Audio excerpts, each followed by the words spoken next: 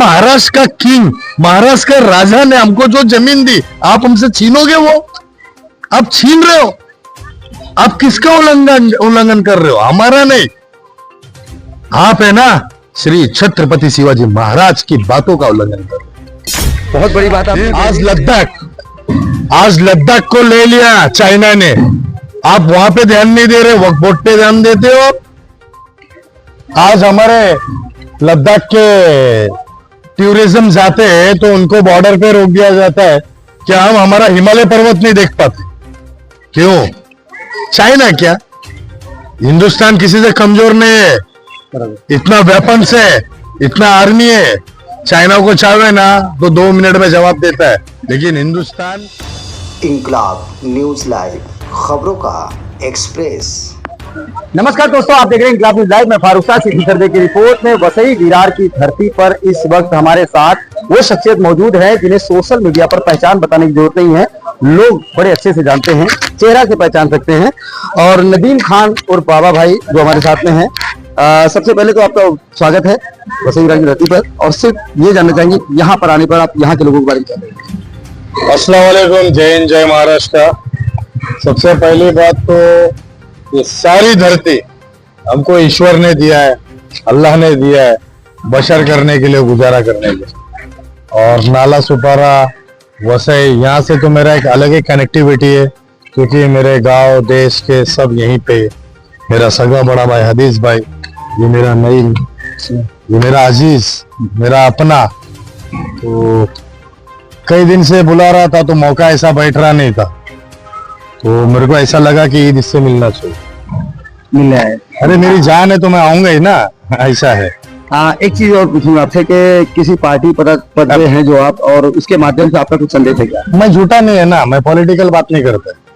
Political का मतलब क्या है मालूम है क्या? पार्टी का, पार्टी अपनी जगह पे। एक जब वर्ड आता है ना, क्या मेरे साथ पॉलिटिक्स खेल रहे क्या? पॉलिटिक्स का मतलब ही क्या हुआ? झूठा गेम खेलना, साइकोलॉजी खेलना, बराबर है ना?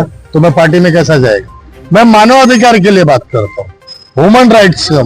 हमारी एक एनजीओ है जो ह्यूमन राइट्स की, जिसके चीफ श्री ओम प्रकाश मिश्रा जी ब्राह्मीण है।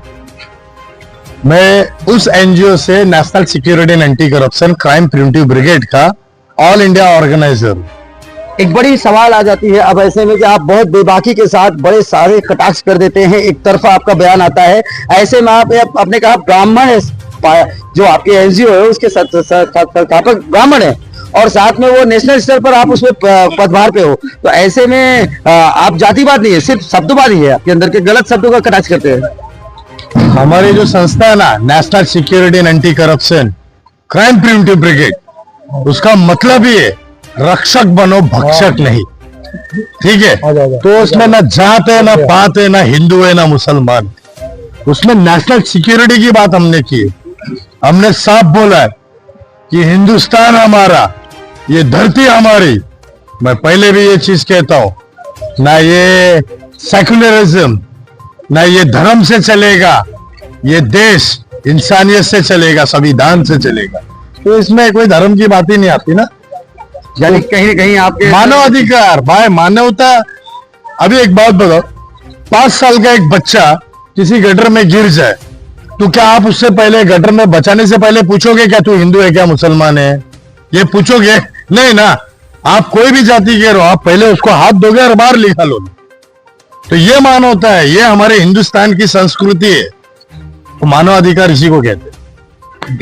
बेबाकी के आलम में कई बार इन्होंने ऐसे यूट्यूब पर शब्द बोले हैं जिन शब्दों को लेके पूरे भारत में वायरल हो जाता है। तो आज एक बात आपके सामने फिर रखता हूं मैं, कुछ ऐसे ही शब्द कि आपने ये वक्फ बिल पर कुछ आपके पास शब्द है क्या?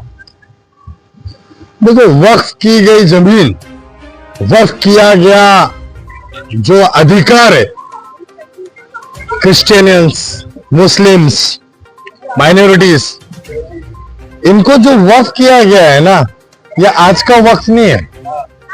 बराबर है?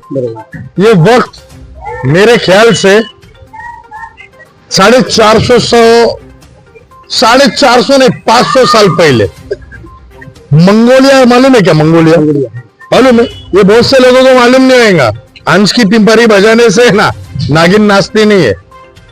पिंपरी बजाने से पहले है ना रिसर्च करने का कि पहले बाजा कौन बजाता था, मालूम है कथाएं क्या चलती थी।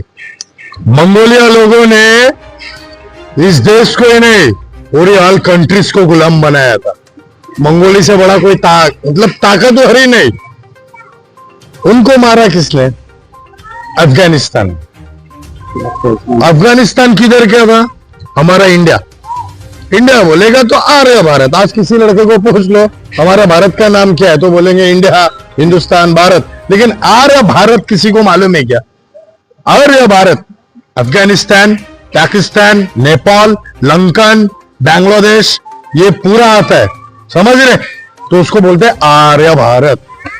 तब इस धरती को बचाने के लिए उस टाइम पे कुछ लोगों ने अफगानिस्तान से आकर के मंगोलियों को मार के भगाया। तो पहले का रिवाज था, जो जंग में जीती हुई जमीन उनकी है कि नहीं? नियम ही यही है ना। अब रही बात आपकी वक्फ पे, वक्फ बोर्ड यानी शरीयत, बराबर जो शरीयतन चला रहे, कुछ गलतियां हमारे वक्फ बोर्ड के भी लोगों की है। अगर आपको जमीन मिली तो आपके जो रजिस्ट्रेशन है मस्जिद, मदरसा, इनके ऊपर आपको चाहिए कि हर मदरसे के अंदर जितने इमाम है उन सबको पेमेंट चालू करो। जितने मस्जिद के लोग हैं उन सबको पेमेंट चालू करो। वक्फ बोर्ड पे कभी 10 करोड़ का नाम आता है, कभी 15 करोड़ का नाम आता है, लेकिन वो पास हुआ नहीं हुआ, फिर कैंसिल हो जाता है। अब चला केंद्र के अंदर वक्फ बोर्ड कैंसिल करने, बराबर है ना? गलती किसकी है? तुम्हारी है। तुम चेयरमैन है ना, वक्फ बोर्ड का चेयरमैन है ना। तुमने आपकी प्रजा को देखा ही नहीं ना। मस्जिद के मदरसे को, आज मस्जिद का मदरसे का मौलाना कहीं पे जब जाता है ना तो चंदा मांगते हुए ना फाइल लेके घूमता है। ये वक्फ बोर्ड जब हमको पहले भीख मांगने का दे सकता भाई, हमको भीख ही मांगना है ना। वक्फ बोर्ड का मतलब क्या है? जब चेयरमैनशिप बैठी है और हमको वक्फ की गई जमीन दी गई है तो वो तो हमारी हो गई, बराबर है कि नहीं? उस पे मदरसा बने, जो दरगाह की जमीन है वक्फ की। महाराष्ट्र के श्री शिवराज, श्री छत्रपति शिवाजी महाराज, उन्होंने पुणे से लेके वाई कोल्हापुर बेलगाम तक कितनी जमीन वक्फ की मालूम है मुसलमानों को? जो हमको महाराष्ट्र का किंग, महाराष्ट्र का राजा ने हमको जो जमीन दी, आप हमसे छीनोगे? वो आप छीन रहे हो। आप किसका उल्लंघन कर रहे हो? हमारा नहीं। आप है ना श्री छत्रपति शिवाजी महाराज की बातों का उल्लंघन कर रहे हो। बहुत बाकी से इन्होंने बताया कि महाराष्ट्र के किंग की दी हुई संपत्ति को, अगर वक्फ बिल के संपत्ति को क्षति पहुंचाने की बात की जा रही है, उसमें बिल पास किया जा रहा है, तो ये भी एक गलत है। आप गलत है? क्यों नहीं गलत है भाई? गलत है। फिलहाल आबा खान ने अपने शब्दों को बताया और बेबाकी के अंदाज में फिर से एक बार इन्होंने अपनी आवाज को बुलंदी दी। आप देख रहे हैं इंकलाब लाइव, मैं फारूक साहब।